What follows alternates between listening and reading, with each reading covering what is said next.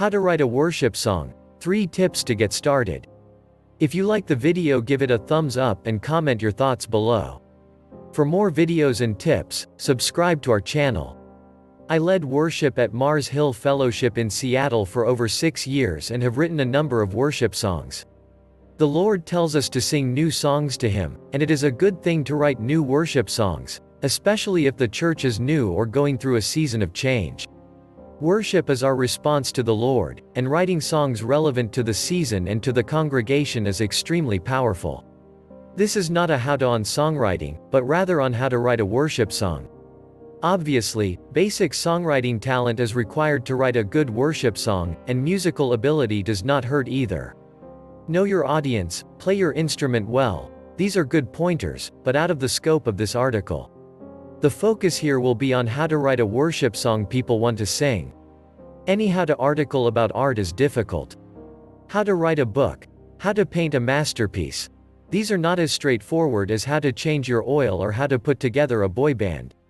By definition, art is not formulaic, so take this not as a recipe for song craftsmanship, but as a set of filters that I use to determine whether a song I have written meets the quality bar. These are my opinions, and therefore, may not prove relevant, but hopefully, they will be of some assistance to aspiring worship leaders about how to write a worship song. The how-to part, I keep talking about. 1. A good worship song is singable. If no one sings, it's not worship. Worship songs are different than other songs in one distinct category. There are way more singers than musicians. Everyone in the congregation should be able to and want to sing along to the song. How do you know if a song is singable? The yeah, duh, answer is if people sing to it. Though this doesn't always tell, you should see some songs that people consistently sing along with, and others that they consistently don't.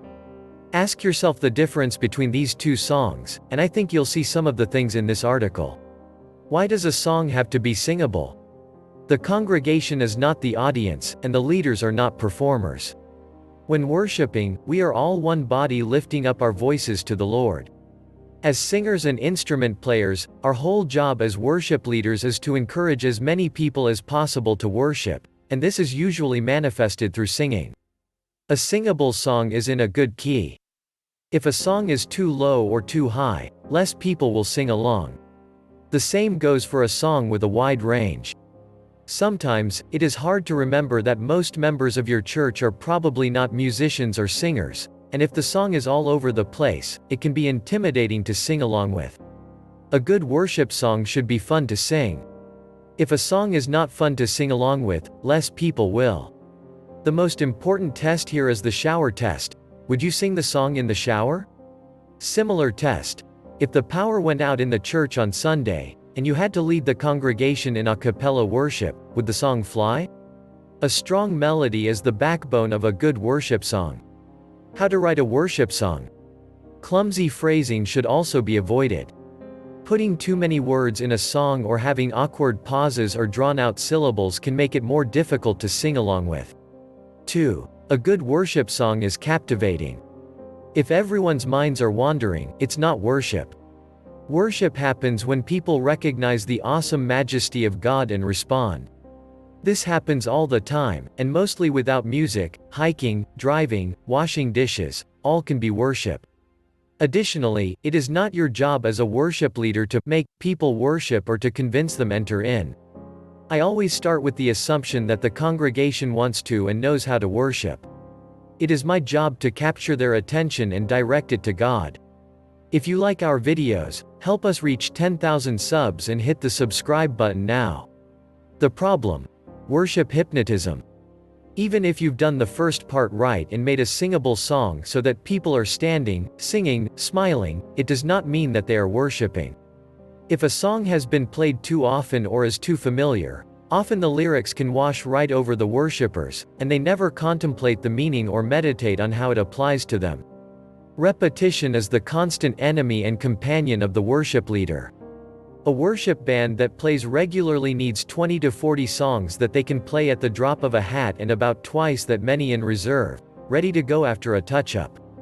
Playing a song repeatedly, especially right after it is written, can be very helpful in generating familiarity and comfort. However, if you play the same song every week for 3 months, it will become harder and harder to worship with. Worship hypnotism can also be caused by bland lyrics. This goes back to know your audience. If they are reasonably intelligent, don't challenge them with gems like, "Lord, you are good. Oh, Lord, you are so good. Good Lord, your goodness is so good.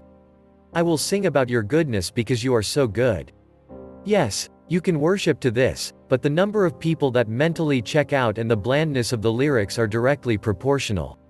3. A good worship song has Christ-centered lyrics. If the lyrics aren't focusing the attention on Christ, it's not worship. This doesn't mean that you can only write songs about Jesus or that you even have to say his name in the song. It does mean that the sum total of the worship experience should be to direct admiration and adulation where it belongs, God. Even if you have written a singable and captivating song where everyone is way into it, if your lyrics are about robotic puppy helmets, you've defeated the whole purpose. As for me, I've all but decided never to write lyrics again. I'm not that good at it anyway, plus there is a far superior source of worship material: Scripture. I've fallen head over heels in love with God by reading His Word and hearing Him speak directly to me through it. Scripture has this magical property to it that isn't inherently obvious in small chunks. It is God-breathed. They are just words connected together like any others, but they hold up to every angle, every thought, every problem. They are truth. If you write enough lyrics, you will eventually tell lies and blaspheme and a host of other nasty things because you are not perfect. Scripture is, and it is more powerful than your lyrics ever could be. Songs are a perfect medium for scripture memorization as well. How many Def Leppard or Michael Jackson songs do you know by heart? Dumb, painful lyrics forever etched into your memory banks by a catchy tune. How much better if it were Proverbs or Romans? Therefore, I recommend taking scripture and writing your lyrics from it. It can be difficult to take scripture and put it 100% identical into your song. See the section on clumsy, awkward wording. Though if you can manage it, that's the ideal. I would not go so far as to say that the only acceptable worship song is one that is taken directly from scripture. Instead, I say that my songs are inspired by scripture, and that makes them more suitable for worship. Writing a great worship song is an experience that cannot be equaled. Having a song get played on the radio or MTV is all fine and good, but that music is disposable. Good worship songs tend to stick around for centuries. Some say that music is the language of the soul, and it is true that something magical happens when you respond to God with your voices in song. He shows up. This is Luke for Christian News Today. Please don't forget to subscribe to our channel. Thank you for watching.